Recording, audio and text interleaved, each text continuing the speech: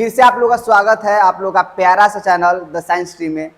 और जितना भी आप लोग का वीडियो था वो आप लोग का प्यारा सा भाषा भोजपुरी में पेशकश किया जा रहा था, तो फिर उहे अंदाज में आज फिर हाजिर बानी तहार लोग के सामने। हम चाहतनी कि जितना कुछ भी केमिस्ट्री के बात बा वो तहार भाषा में आसानी से पहुँचो और अच्छा से पहुँच रहा बा। फीडबैक भी बहुत अच्छा मिल रहा बा और खातिर थैंक यू और थैंक यू सो मच। आज जौन बात आप लोग के चैप्टर 3 के कंप्लीट स्टडी करे के बाद चैप्टर 3 जौन बा आज उनका के एकदम ममोड़ चमोड़ के एकदम पीस के या घोर के पी जाए के बाद एकदम पूरा तरीका से। लेकिन हाँ कब जब तू लागल रह हम लागल रही कहाँ बा मोबाइल पर लागल रहब देखत रहब पूरा कंप्लीट तू देखत जा याद हो जाए, तू देखत जा याद हो जाए। वीडियो के स्किप कैले के जरूरत नहीं है। हो सकता है बीच में कोनो चीज ऐसा जो ना समझ में आओ तो छोड़ देब, सब आसाने होखी। तो जब इतना आसान है तो सब कोई ना पढ़ जाइत, तनी हार्ड बा। लेकिन कहा जाला अभ्यास करत करत अभ्यास जयमती हो तो सुजान रस्सी आवत जात सिर पर तरिसान। बार बार अभ्यास करे के पड़ी तहरा, बिना अभ्यास के कुछ मिलल बा केहू के। और सब कुछ जौन बा एकदम धीरे धीरे हुई, सब कुछ धीरे धीरे होके वाला बा। अचानक कहने के चैप्टर स्टार्ट करनी चैप्टर खत्म करनी कहाँ से आवत पावर। आज देखिए तरह के सब बतिया जौन बा एकदम ए टू जेड चैप्टर 3 में जहां से स्टार्ट के लिए बने जहां खत्म के लिए बने वो सब हु बहुत हाल लोग के सामने पेशकश करम। लेकिन एक पहले जौन बा छोटा छोटा पार्ट में वीडियो डाल गई बा, वो छोटा छोटा पार्ट में आज उस सब पार्टों के मिला के 40 से 45 मिनट तहां लोग के टाइम ले हम पूरा चैप्टर के मिसिल के खत्म कर दिए लगा रहा। लेकिन हाँ धीरे धीरे सब कुछ होकेला है। कहावत बहुत सही, धीरे धीरे रे मना धीरे सब कुछ होए, रहीमन सींचे 100 घड़ा ऋतु आवे सो फल होए। सब कुछ धीरे धीरे होखी, आवे द ऋतु धीरे धीरे फल होखी। ऐसे सबर करो कैसे कि सबर के फल मीठा होखेला। अब हमने के शुरुआत कर जाओ चैप्टर 3 का हो। चैप्टर 3 के जो नाम हो एक नाम बा विद्युत रसायन। का नाम बा हो? विद्युत रसायन।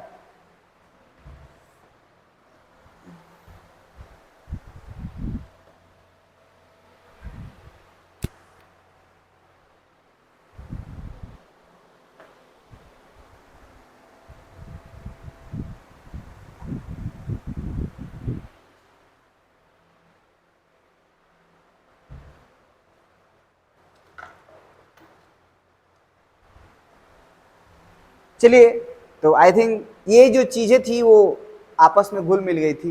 खैर ये चीज़ा मिल गया है और ये जो है ना काबिल तारीफ चीजें है और जमाना बदल गया है, ऐसे छूने पर भी दिखता है। अभी ना सब जौन बात तहरे रंग में तहरे रूप में स्टार्ट कर जाओ। चैप्टर के जौन नाम बा वो नाम बा तहर का विद्युत रसायन। देखो हई विद्युत जौन बा वो फिजिक्स के बात हो, हई विद्युत जौन हो केकर बात हो फिजिक्स के, हई रसायन जौन हो केमिस्ट्री हो। तो एगो ऐसा जौन चैप्टर बा में फिजिक्स और केमिस्ट्री दोनों अटैच हो जाला और जौन बतिया चैप्टर 3 में पढ़े के बा उहे बतिया तहार फिजिक्सो में पढ़े के बा चैप्टर 3 में। देखो संजोग देखो जौने में 3 में पढ़े के बा ओहू में 3 में पढ़े के बा और सब हु बहु पढ़े के बा। ओहू में फैराडे चाचा इहन दूगो नियम दिहन, एहू में इहन दूगो नियम दिहन। ठीक बा, तो ये ह काय में पढ़े का बा कि तू देखब कि कैसे विद्युत ऊर्जा के रासायनिक ऊर्जा में बदल जाला और कैसे रासायनिक ऊर्जा के विद्युत ऊर्जा में, कैसे विद्युत ऊर्जा के रासायनिक ऊर्जा में, रासायनिक ऊर्जा कैसे विद्युत ऊर्जा में रूपांतरित कइल जाला। एकरे बारे में तू टोटल अध्ययन करे वाला बाड़ा। का तना क्लियर होता? ये बात क्लियर भइलक तब हमनी के आगे हमनी के ध्यान देवल जावे जबा कि तब का पढ़ावल चाहत रहे में एक्स्ट्रा बात का बा। तो देखो सबसे पहले ये देखो कि रासायनिक दृष्टिकोण से पीछे वीडियो डाल बा जो जाके देखियो, ये सब मुहे मुहे रिवीजन होगी। तो रासायनिक दृष्टिकोण से हमनी के पदार्थ के दो भाग में बांटल जाला। कहा कि रासायनिक दृष्टिकोण का है कहत रहो। अरे हम पूछे कि आदमी को प्रकार के होखेला तो कहबा कि काला गोरा सामरो होखेला सर जी, लंबा नाटा बीच वाला होखेला सर जी, धनी अमीर गरीब बीचवानो होखेला।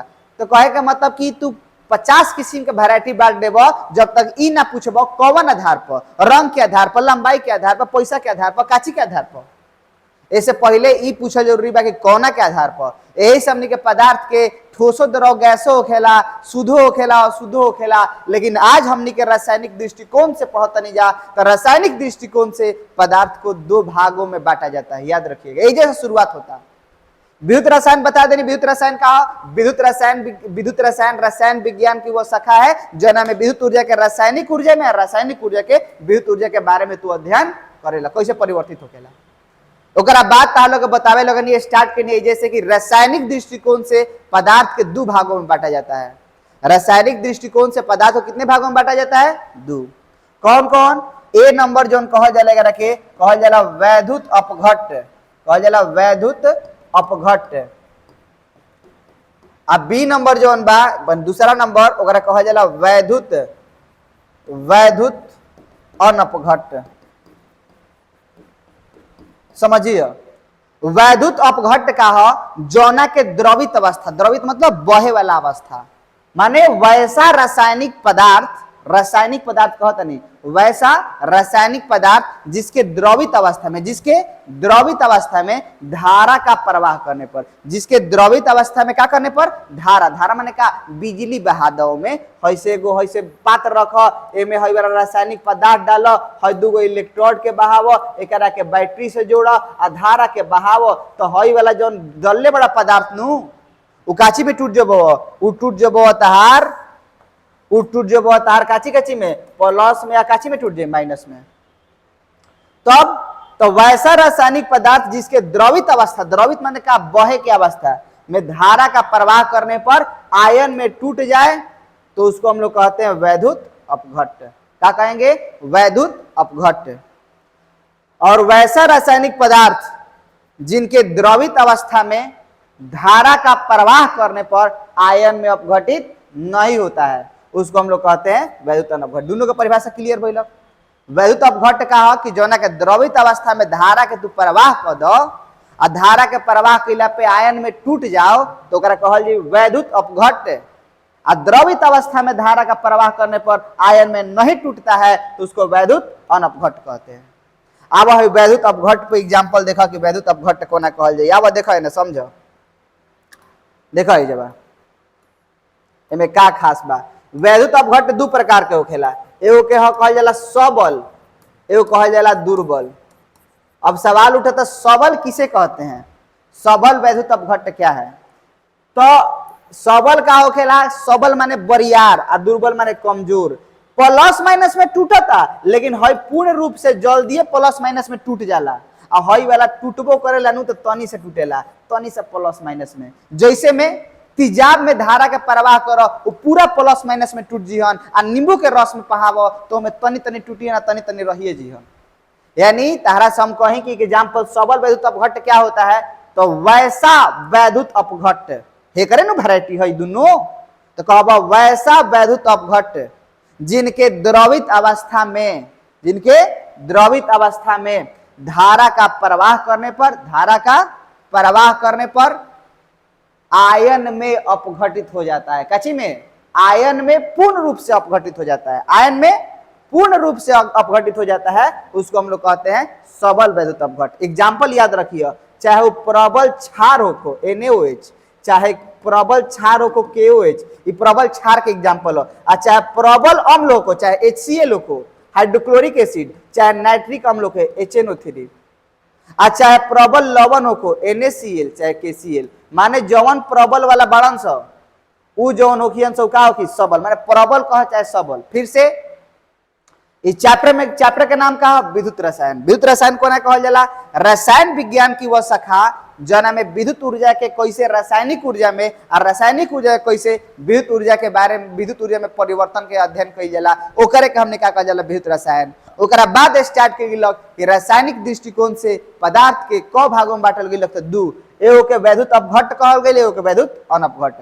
तो वैद्युत अपघट्ट का है तो वैसा रासायनिक पदार्थ जिनके द्रवित अवस्था में धारा का प्रवाह करने पर आयन में कौन धनायन ऋणायन में टूट जाता है उसको वैद्युत अपघट्ट कहते हैं।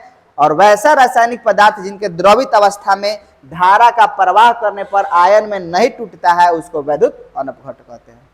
आई के वैद्युत अपघट्ट को प्रकार का हो गल दो प्रकार के, सबल और दुर्बल।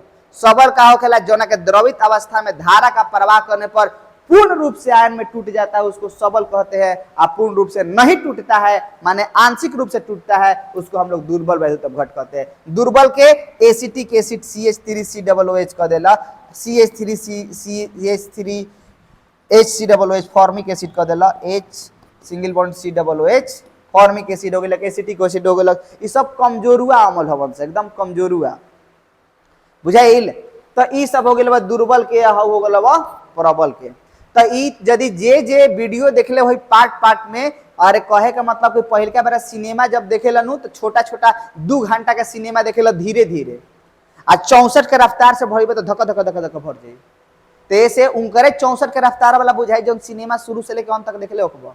तो ई वीडियो हमारे 1 में बतावल गइल बा, ई बतिया जवन 5 मिनट में कहत है नु उ बतिया में 16 मिनट में कहले बानी। तो 16 मिनट में धीरे धीरे होखी नु, आ 5 मिनट में जल्दी जल्दी होखी, बुझाता। चलो देखा है जब तो हमनी के वैद्युत अनपघट देखा जाए। वैद्युत अनपघट का वैद्युत तो सीख गए दोनों। अब हमनी के समझल जाओ कि भैया फैराडे चाचा बतैले रहन कुछ। देखो विद्युत अपघटन समझो, आ विद्युत अपघटन के संबंध में फैराडे चाचा दूगो नियम दे रहन। चाचा भैया जौन कहो कहा से कि बड़ा काम के आदमी रहन। अब हमनी के समझल जाओ, समझ लेवल जाओ कि फैराडे चाचा का दूगो नियम देलन। देखो जवान ई का कहलन कि देखो एगो विशेष प्रकार के पात्र लिए, सब पात्र में नहीं रखे के। वैद्युत अपघट का होखेला कि उ आयन में टूटेला तो वैद्युत अपघट के करे में भरे के बा, लेकिन सब पात्र मत रखिए। आ डलब अमल के डाल देला लोहा में, अभिक्रिया बन के कुछ लवण बन गइल बा, आ तहरा लागता कि उ अमले ह, अमल ना हो, लोहा से अभिक्रिया करके दोसर कुछ बन गइल बा। ये नु केमिस्ट्री, डलब लाल डलब ब्लू हो गइल करिया मथे पगलाई रे के भइल का बा। तो ए जब का तू सीखता रह, ए जे तू सीखता रह कि हई वाला हमनी के जन पात्र लेवता नहीं जा, वो पात्र सब पात्र ना ले आई, लोहा टीना के मत ले ली हो, ना तो अभिक्रिया करके कुछ आउ बन जबव, बुझाता।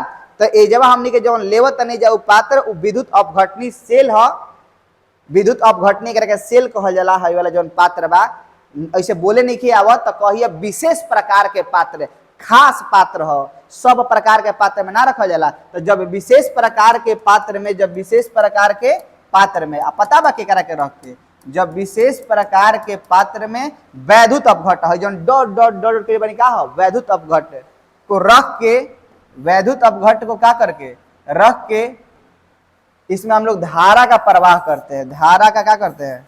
प्रवाह करते हैं। धारा का क्या करते हैं? प्रवाह करते हैं। तो ये आयन में टूट जाता है। आयन मतलब कौन? प्लस और माइनस। प्लस वाला माइनस के पास चला जाएगा और माइनस वाला प्लस के पास। बोले कि अरे ई क्या करे लगल हो? तो पहले हमने के हई बैटरी ह, हई वाला एगो पात्र ह, ए में जवन भरले बानी जो वैद्युत अपघट ह। तारा लोग के बतेले बानी कि वैद्युत अपघट का होखेला। तो जौना में धारा बहिब आयन में टूट जाई, आयन में टूट जाई तो एगो प्लस में टूटी, एगो माइनस में टूटी। हई इलेक्ट्रोड ह, एगो के एनोड कहल जाला, एगो के कैथोड कहल जाला। एनोड होखेला प्लस आ कैथोड का होखेला माइनस। बुझाता? तो हई प्लस कहेला फिजिक्स के नियम के अनुसार प्लस माइनस के खींची आ माइनस प्लस के खींची, तो खींची तो आई, आई तो बटोराई। तो ई कतना बटोराई ओकरे खातिर फैराडे भैया दूगो नियम देलन। लेकिन ई प्रक्रिया के हमने कहल जाला विद्युत अपघटन। केहू पूछ देला कि बतावा विद्युत अपघटन का हो, तो जब विशेष प्रकार के पात्र में बोला, घर ही बोला लेकिन बोला, जब विशेष प्रकार के पात्र में कोना के रख के, वैद्युत अपघट के रख के, का करने पर? तो धारा बहाने पर। तो का होगा? आयन में टूटेगा। तो का होगा? तो जितने टूटेगा उतने छूटेगा, जितने छूटेगा उतने खिंचाएगा, और जितने खिंचाएगा उतने बटोराएगा। का? वैद्युत अपघट। अब बटोरई हन तो इलेक्ट्रोड पर जमा होने वाला जौन पदार्थ की मात्रा बानू प्रवाहित आवेश के का होखेला? समानुपाती होखेला। यह फैराडे भैया दूगो नियम दिलन कि M समानुपाती Q आ एगो M समानुपाती E। फैराडे के दूगो नियम ये सल्टा दे, लेकिन बशर्ते तू सलटिया मत तब। अब देखो तनी समझला के बाद तो सब गर्दे मचा दिए। देखो पहले विद्युत अपघटन के पूछ दिला कि विद्युत अपघटन किसे कहते हैं। लिखवैले बानी, वीडियो जाके देख लिह, सब ओजे स्टार्ट के लिए बानी, ओजे खत्म के लिए बानी। ऐसा जनरेशन बा ताकतवा हो।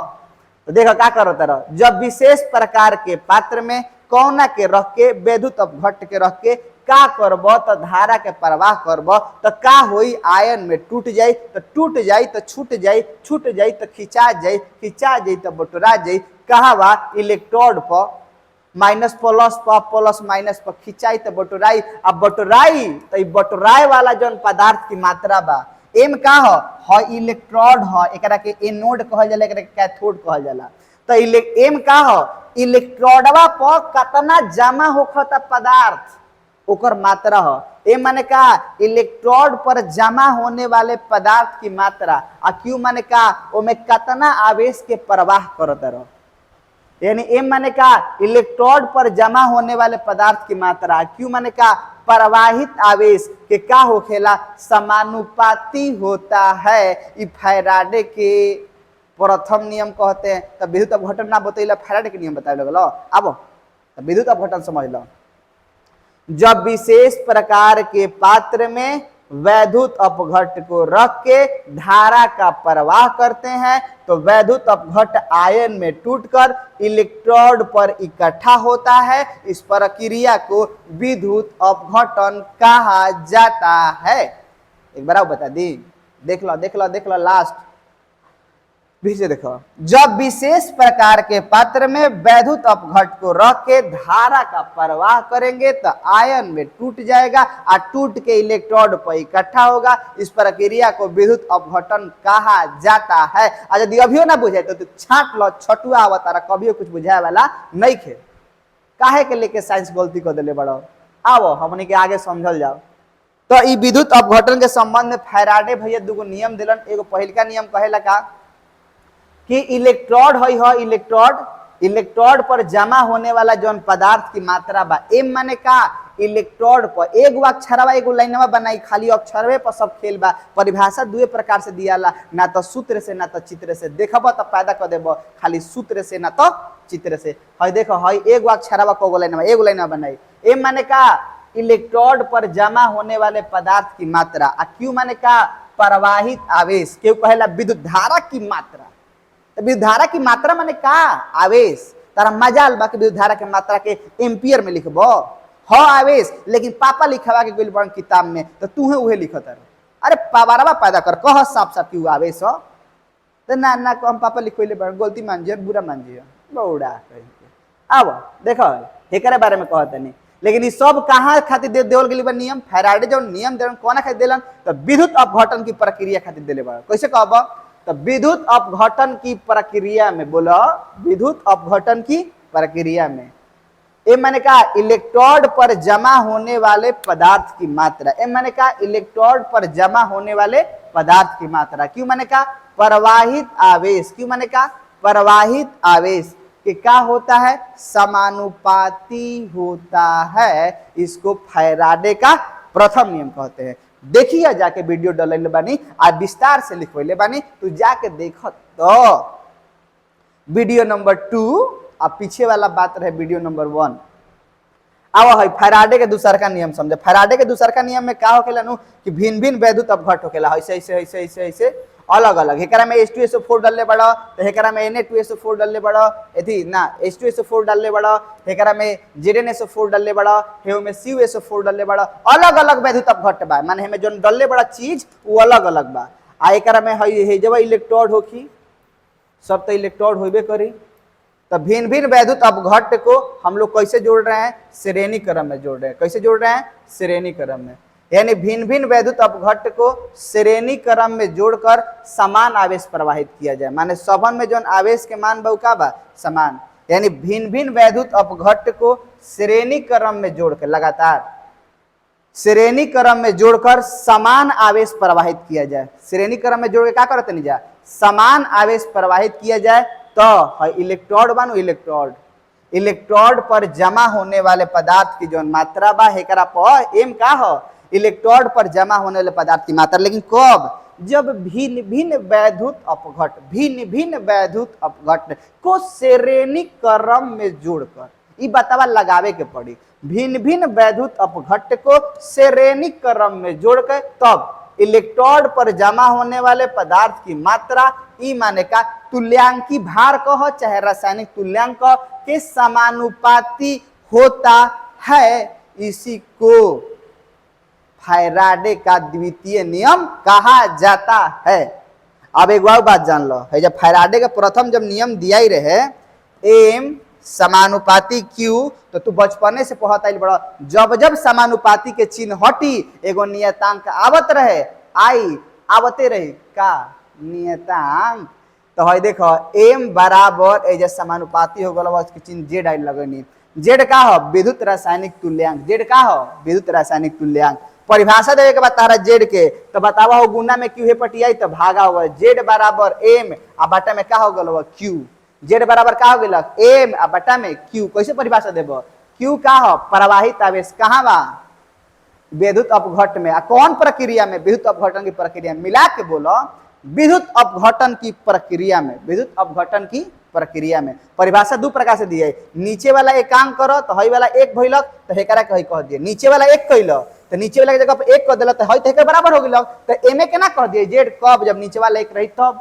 ना तो अनुपात में कह एम आ क्यू के अनुपात को जेड कहते हैं। अनुपात में लइका देवलन से तू सियान हो गेल, सियान वाला परिभाषा दो, इंटर में चल गेल गधा हो गेल। चलो देखो तब विद्युत अपघटन की प्रक्रिया में सब जो बतिया रहे का रहे, विद्युत अपघटन की प्रक्रिया में एकांक आवेश प्रवाहित करने पर, कितना आवेश प्रवाहित करने पर, एकांक आवेश प्रवाहित करने पर। मैंने कहा इलेक्ट्रोड पर जमा होने वाले पदार्थ की मात्रा को विद्युत रासायनिक तुल्यांक कहते हैं, जिसे जेड द्वारा सूचित किया जाता है। जेड लिख देबो, जेड बराबर एम बटा में क्यू, एक मात्रक लिखबो तो ग्राम प्रति कूलम हो कि चाहे केजी प्रति कूलम हो कि हो गेल। एक बार आओ दे दी, नीचे वाला नाम क्या गया एकांक, लेकिन कब विद्युत अपघटन की प्रक्रिया में। विद्युत अपघटन की प्रक्रिया में एकांक आवेश प्रवाहित करने पर एम माने का इलेक्ट्रोड पर जमा होने वाले पदार्थ की मात्रा को विद्युत रासायनिक तुल्यांक कहते हैं। हो गई हटवा हार्ड हल ही नहीं के। ओकरा बाद छोटा छोटा परिभाषा बा, चल तरह के दिखावा चलत नहीं। प्रतिरोध, चल तरह के दिखावा चलत नहीं। प्रतिरोध बा, देखा जैसे प्रतिरोध का होखेला, जैसे मिलावा चलो। अब सब छोटा छोटा परिभाषा। प्रतिरोध का होखेला, तो प्रतिरोध कोनो चालक तार बा चाहे विद्युत अपघट बा, जौना में धारा के प्रवाह करे के गुण होखेला, मैं धारा के प्रवाह के विरोध करने का गुण होता है, उसी को प्रतिरोध कहते हैं। प्रतिरोध माने विरोध, केकर विरोध करे, धारा के प्रवाह का। तो देखा ये लिखवावल गइल बा, ऐसा ही लिखा चलेगा बा, किसी पदार्थ का वह गुण जिसके कारण धारा के प्रवाह का विरोध करने का गुण पाया जाता है, इसे प्रतिरोध कहते हैं। प्रतिरोध कहा जाता है। काची दिखावल जाई आर से, आए जब आर हो गई आ काची से नापल जाई ओम। आए जब एक बार परिभाषा बा चालकत्व, चालकत्व का होखेला प्रतिरोध का उल्टा, यानी 1/r। जी बराबर का बोलक 1/r, यानी प्रतिरोध के व्युत्क्रम को क्या कहते हैं, चालकत्व। प्रतिरोध के व्युत्क्रम को क्या कहते हैं, चालकत्व। उल्टा परिभाषा है, 1/r हो गलो माने प्रतिरोध उल्टा न हो गलो, तो प्रतिरोध के व्युत्क्रम को क्या कहते हैं, चालकत्व। तो दूगो परिभाषा एजा हो गलो। पीछे के पढ़ाई का बतैनी, तो सबसे पहले विद्युत रसायन के बारे में बतैनी, और बाद बतैनी रासायनिक दृष्टिकोण से पदार्थ दो भागों में बांटा जाता है, वैद्युत अपघट, वैद्युत अनपघट। फिर कहते हैं वैद्युत अपघट दो प्रकार के, सबल और दुर्बल। ओकरा बाद तालक बतैनी कि विद्युत अपघटन की प्रक्रिया का हो, फैराडे बाबू दूगो नियम दिलन, प्रथम नियम दूसर का नियम, और में विद्युत रासायनिक तुल्यांक के परिभाषा दिवा देनी। आतना तक ले क्लियर भइल। यानी हमार जौन बात बा उ बा कि रासायनिक दृष्टिकोण से पदार्थ के वर्गीकरण आ फैराडे के दूगो नियम खास बा, आउ सब बकवास बा। तो आब है जैसे देखो परिभाषा, प्रतिरोध की याद रखिए परिभाषा, चालकत्व के। आब ओकरा बाद हम तरह के देखा बतानी प्रतिरोधकता, जैसे दिखा दे बतानी सब हम के परिभाषा चुटकी में कह देबो। ऐसे चित्र से देखला के नहीं खे, पावर बा गलिया में स्टार्ट के गलिए में खत्म कर देमी, सब पावर हो। है रोह बराबर परिभाषा देबा, रोह बराबर आर बटा में एल। रोह के हमने कहल जाला विशिष्ट प्रतिरोध या प्रतिरोधकता। कब, जब हई वाला लंबाई 1 मन बा, क्षेत्रफल 1 मन बा, नो वैसन बा, एकांक लंबाई एवं एकांक अनुप्रस्थ काट के क्षेत्रफल, लंबाई कितना मान ला एकांक, क्षेत्रफल का मान ला एकांक, यानी एकांक लंबाई एवं एकांक अनुप्रस्थ काट के क्षेत्रफल के लिए, मान लंबाई के एक अनुप्रस्थ काट के क्षेत्रफल 1 मान लो, तब चालक के प्रतिरोध को हम लोग क्या कहते हैं, विशिष्ट प्रतिरोध कहते हैं। यानी एकांक लंबाई आ एकांक अनुप्रस्थ काट के क्षेत्रफल के चालक तार, माने हेकरो के एक कह देने, हेकरो के एक, तब प्रतिरोध को हम लोग क्या कहते हैं, प्रतिरोधकता। अकेले रही तब है जैसे एकांक के कह देता, दू को लगावार बा, तो हेकरो के एक, हेकरो के एक, तो बाच गिलन आर, तो आर के का कहे विशिष्ट प्रतिरोध। एकर मात्रा का होखेला, ओम मीटर होखेला। बुझाता। अब तारा से कह देने कि बताओ विशिष्ट चालकता का होकर कप्पा कहा जाला, पप्पा ना कप्पा, 1/, में का होकेला रो, यानी विशिष्ट प्रतिरोध का जो उल्टा होता है इसी को हम लोग क्या कहते हैं, विशिष्ट चालकता कहा जाता है। ओकरा बाद बा तुल्यांकी चालकता आ मोलर चालकता, परिभाषा दोनों के सेम बा, देख लो चुटकी में याद कर लो, चुटकी में अब आई देखो चालकता बताइए दे लो, देखो कहता देख लो दोनों का परिभाषा एकदम हु बहु बा, याद करे बता याद कर लो।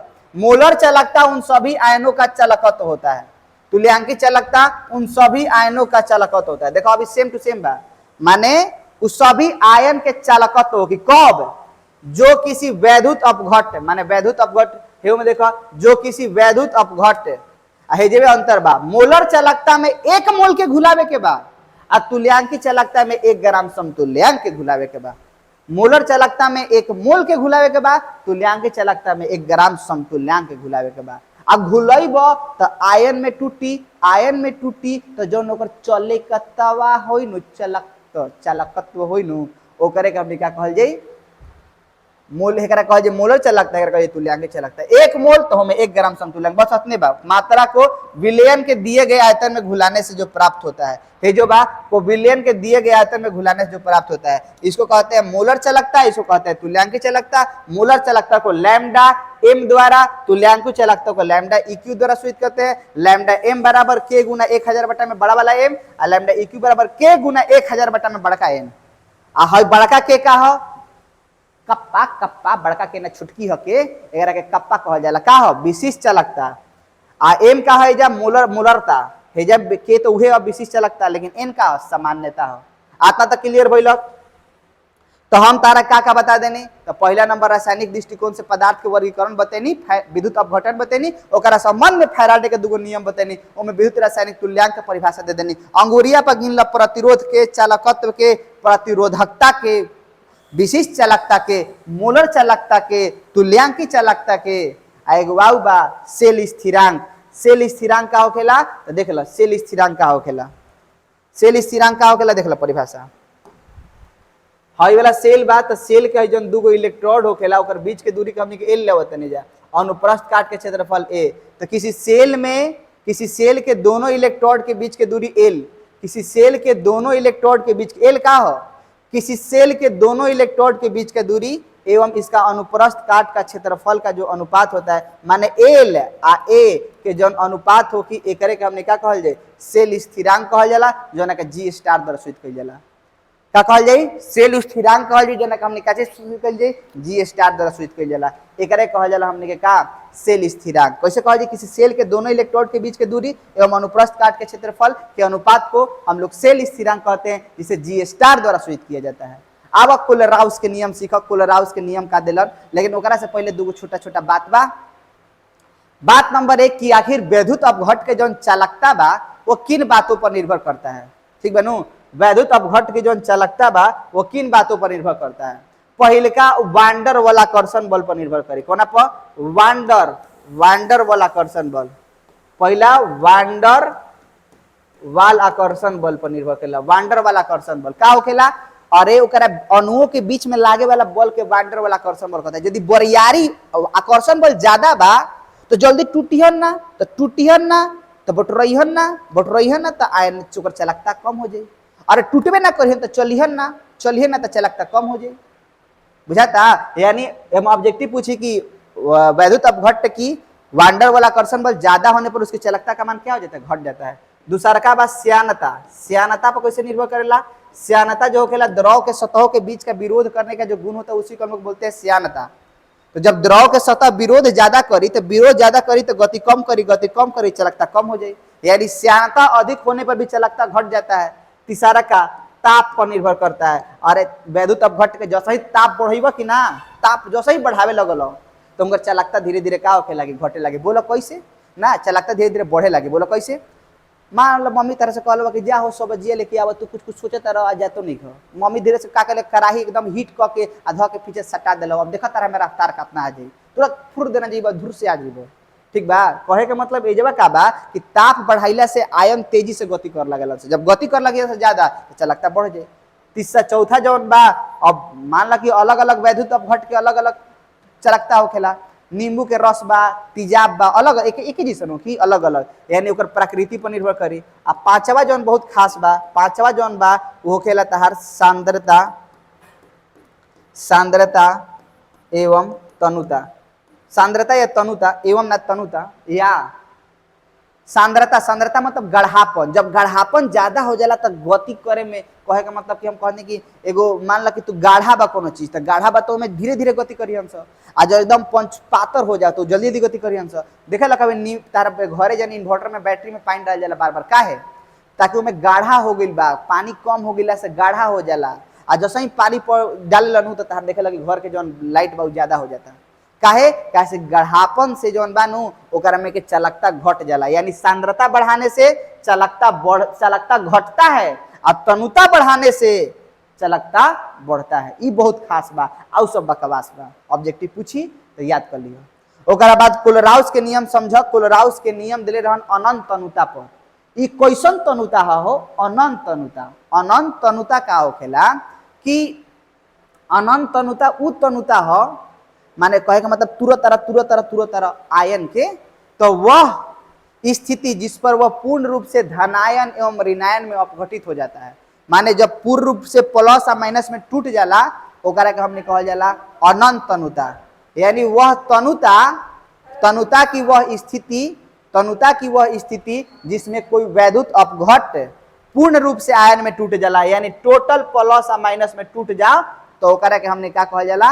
अनंत तनुता। ये अनंत तनुता खातिर फैराडे कोलराउस चाचा नियम दिलन। का कहलन कि देखा हो हई वाला बा इन, हई देखा इनफाइनाइट माने ओकरा का अनंत तनुता पर मूलर चलकता। ऐसे दिखा देनी तो कहल जाए अनंत तनुता पर मूलर चलकता। हे जब हमने के दिखावता नहीं ये बात बा अनंत तनुता पर मूलर चलकता है, जो कहता नहीं अनंत तनुता पर मूलर चलकता। लेकिन हई जौन बा वैद्युत अपघट हो, हेजा कहते हैं धनायन, हेजा कहते हैं ऋणायन। माने अनंत तनुता पर जो वैद्युत अपघट के मूलर चलकता होखेला, मान लो हम NaCl कह देनी तो NaCl टूट जाए काची काची में, Na प्लस में या Cl माइनस में टूट जाए।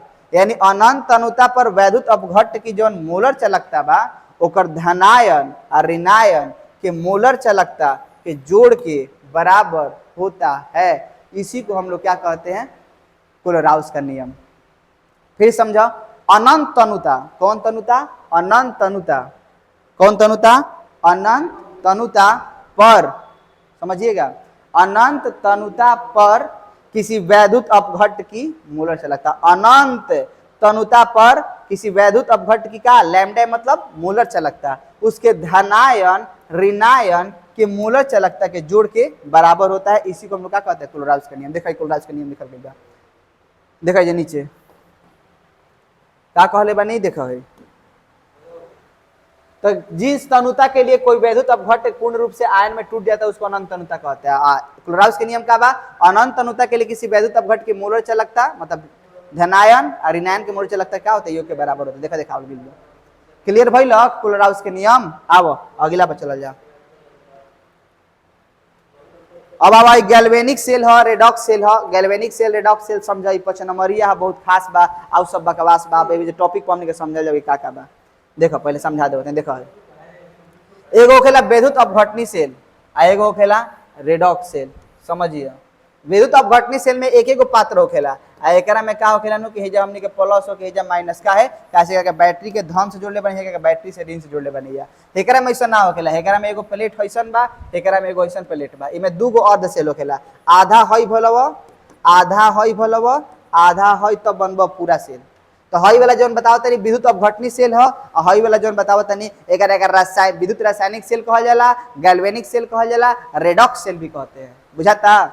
तब हेकरा में यदि जेडन के छोड़ डल तो जौन हई वाला वैद्युत अपघट बढ़ब वो जेडन के, हे में सीयू के छोड़ डल तो जौन वैद्युत अपघट डलब सीयू के। लेकिन हेकरा में एक ही प्रकार के डलाई। तो हई का करता कि बाहर से बिजली देवता रह तो विद्युत ऊर्जा को रासायनिक ऊर्जा में बदलता है, यानी बाहर से बिजली देके एक अंदर तो स्टोर करावता रह, यानी विद्युत ऊर्जा को रासायनिक ऊर्जा में बदलता है। हई का कइल जाता इमे लवण से तू दोनों के जोड़ेला। हई का करता नु कि एकरा अंदर जौन बा बवल बात देनी माने एकरा से का होता ना कि अंदर के रासायनिक ऊर्जा अभिक्रिया करके बाहर विद्युत ऊर्जा देवता, यानी उल्टा बा। यह जो करता है, यह क्या करता है, यह विद्युत ऊर्जा को रासायनिक ऊर्जा में रूपांतरित करता है, अंतर पूछित लिख दिया। यह रासायनिक ऊर्जा को विद्युत ऊर्जा में रूपांतरित करता है। यही से हई प्लस टर्मिनल जुड़ता है एनोड कहल जाला, माइनस से कैथोड। तो एगो विद्युत ऊर्जा के रासायनिक ऊर्जा में बदलता है एनोड के प्लस से, कैथोड के माइनस से। आ जब क्रिया उल्टा होगी तो एनोड के माइनस से या कैथोड के प्लस से। काहे? कैसे क्रियावा उल्टा न होता। हई विद्युत ऊर्जा के रासायनिक ऊर्जा में बदलता, हई रासायनिक ऊर्जा के विद्युत ऊर्जा में बदलता। एके बा, अलग अलग नु बा। तो ये बात समझे के बा। तो हई वाला का होता है एकरा में, तो एकरा में होखेला का तारा का बता दो तनी खास में बात का बा कि जौन हई वाला जेडेन जौन बा नु जेडेन, ई जेडेन 6 जौन बा उ जेडेन 2 गो इलेक्ट्रॉन के त्याग कर देवेला। जेडेन 2 गो इलेक्ट्रॉन क्या कर देवेला? त्याग कर देवेला। आ जब जेडेन 2 गो इलेक्ट्रॉन के त्याग करेनु तो फिर रास्ता से होके हेकरा में जाई।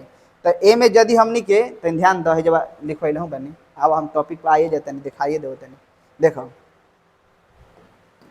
समझिए, जैसे कहा बा कि है पहले गैल्वेनिक सेल रेडॉक्स सेल का हो, वैसा सेल होता है जो रासायनिक ऊर्जा को विद्युत ऊर्जा में रूपांतरित करता है। Very good. अब देखा एकरा में हमनी कैसे बनावत नहीं जा। हई वाला जो हमनी के पात्र बा, ई पात्र में हमनी के जोन रखले बने जा हई वाला, ई जेडेन के है, जेडेन के। तो जब जेडेन के छोड़ बात जो है बिलियन डालम जाओ, जेडेन SO4 है, जेडेन SO4। समझे के बा तनी साफ सुथरा लिखत नहीं, व्हाइट से चमकत रही है, जेडेन SO4 है। तो जेडेन के छोड़ तो जेडेन SO4 है में Cu के प्लेट डालले बने जा। तो जौन हई वाला जोन प्लेट है बस हई वाला जोन बा Cu SO4। तो जेडेन से 2 गो इलेक्ट्रॉन निकल के एकरा में आ जाबो। ई कहता भैया हमारा जरूरत नहीं खे, हई CuSO4 बा नु, एही में से टूटल बा हई Cu2 + SO4 2 माइनस। तो हमारा हई Cu2 + हमार भगिनावा टूटल बा नु, एकरे के दे द लोग 2 गो इलेक्ट्रॉनवा जोन होने से आवता। तो कहता ठीक बा, तो 2 गो इलेक्ट्रॉन ले ल। तो ई का बन गेलन? Cu। अब Cu हई वाला धीरे-धीरे मोटा होके लगियन, हई धीरे-धीरे छोटा होके लगियन। तो एकरा में जोन बा जेडेन 2 गो इलेक्ट्रॉन त्याग के ले बा, तो एकरा में से जेडेन 2 + आयन ज्यादा हो गेल बा। तो एकरा में का हो गेलै? लवण सेतु ह, जोना में से अक्रिय वैद्युत अपघट्ट होखेला। उ का होखेला कि जौन आयन ज्यादा हो जोकरा के न्यूट्रल करला, उदासीन करला। एकरा में प्लस ज्यादा हो गेल बा, तो एमे से माइनस निकली हन, एकरा के कहानी शेष कर दियन। एमे से माइनस निकल के एकरा के प्लस वाला कहानी शेष कर दियन। ये तो कई गेल बा। तो देखो कैसे हमनी के चित्र बनावे के बना देबो, चित्र बनावे के बना देबो। देखो कैसे बनावट कहबा, बनावट बहुत आसान बा। देखो का कहते हैं, इस निर्माण में 2 अर्ध सेल, इसका निर्माण कितने अर्ध सेलों से होता है? 2, जिसमें से पहला जो अर्ध सेल होता है जेडेन के छड़ को जेडेन SO4 के विलयन में डुबाते हैं। यदि जेडेन के छड़ तो जेडेन SO4 के विलयन में डुबाओ, जबकि दूसरा के CuSO4 के विलयन में Cu का प्लेट डाला जाता है, डुबा के निर्माण किया जाता है। अब बीच में क्या होखेला? लवण सेतु। लवण सेतु क्या होखेला? अक्रिय वैद्युत अपघट्ट से भरा होखेला। क्रिया विधि में क्या होखेला? सर्वप्रथम जेडेन से 2 गो इलेक्ट्रॉन निकल के त्याग होखेला, जौन Cu2 + आयन द्वारा ग्रहण कर लेवल जाता है। आ ग्रहण करके आ जेडेन में जो जेडेन 2 + आयन ज्यादा हो गई बा, तो ओकरा के लवण सेतु में से माइनस आयन निकल के उदासीन कर दी। ये तो बात बा। नई खेत देख ला, पूरा वीडियो पीछे लेक्चर में डालल बा, वीडियो नंबर शायद 6 हुई, वीडियो नंबर 6 में ये सब डालल बा। तो जाके एक बार जरूर विजिट करो। अब आगे हमनी के सीखल जा। तो हमनी के इलेक्ट्रोड का होखेला। इलेक्ट्रोड क्या होता है? इलेक्ट्रोड विभव क्या होता है? 2 गो परिभाषा एग्जाम में पढ़ा पूछेला। इलेक्ट्रोड का होखेला? धातु के प्लेट हो, जो ना के उसी के विलयन में डुबा के रखते हैं। यदि जेडेन के छोड़ बता, जेडेन के ही विलयन हो गया चाहिए, जेडेन SO4। Cu के छोड़ तो CuSO4। यानी इलेक्ट्रोड का है, इलेक्ट्रोड धातु का प्लेट होता है जिसको उसी के विलयन में डुबाकर उसका निर्माण किया जाता है। जबकि इलेक्ट्रोड विभव का है तो हई वाला वैद्युत, हई वाला इलेक्ट्रोड हो गल, और जो है वैद्युत अपघट्ट वाला उ माने इलेक्ट्रोड और वैद्युत अपघट्ट के मध्य जौन विभवांतर होखेला ओकरा के हमने के इलेक्ट्रोड विभव कहल जाला। यानी किसी सेल में इलेक्ट्रोड एवं वैद्युत अपघट्ट के मध्य विभवांतर वो क्या कहते हैं? इलेक्ट्रोड विभव कहते हैं। क्या कहते हैं? इलेक्ट्रोड विभव।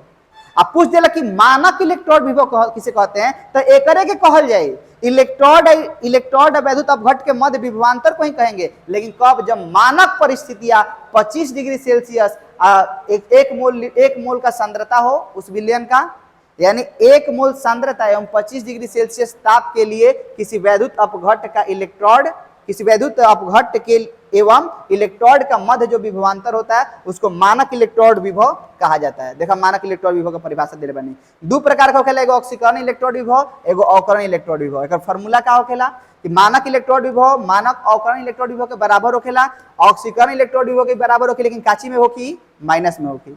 फिर अगला जो बतेले बनी नॉर्नश समीकरण का होखेला। तो नॉर्नश समीकरण समझ कि नॉर्नश नामक वैज्ञानिक बतेलन कि जब हम लोग विशेष प्रकार के पात्र में, जब विशेष प्रकार के पात्र कह चाहे कह कि जब हम लोग बैठिए, जब हम धातु के प्लेट चाहे इलेक्ट्रोड को, जब इलेक्ट्रोड को उसी के विलयन में डुबा के रखा जाए, जब इलेक्ट्रोड को उसी के विलयन में डुबा के रखा जाए, जब इलेक्ट्रोड को उसी के विलयन में डुबाकर रखा जाए, तो इसके मध्य विभवांतर के बीच संबंध स्थापित करने के लिए नर्नस्ट नामक वैज्ञानिक ने एक समीकरण दिया, जिसे हम लोग नर्नस्ट समीकरण कहते हैं। और ये समीकरण क्या था? ये समीकरण था ये E बराबर ई नॉट माइनस आर टी बटा में n F log m n 2 plus बटा में m n log m n 2 plus बटे में एम एन। मतलब ऑक्सीकरण वाला को ऊपर रखते हैं और अवकरण वाला को क्या नीचे। कब? जब एम एन से कोई एम एन 2 प्लस हुआ होगा, तो ये वाला समीकरण को याद रखा जाता है। तो इस प्रकार से आप लोगों का जो चैप्टर 3 था वो कंप्लीट होता है। फिर मिलेंगे नए वन शॉर्ट वीडियो के साथ। आज के लिए इतना ही, लेकिन इस वीडियो को जितना हो सके अपने दोस्त के पास शेयर करें, क्योंकि उनसे उनका भला हो सके। कहते कर भला तो हो भला। So that's all, this class is over.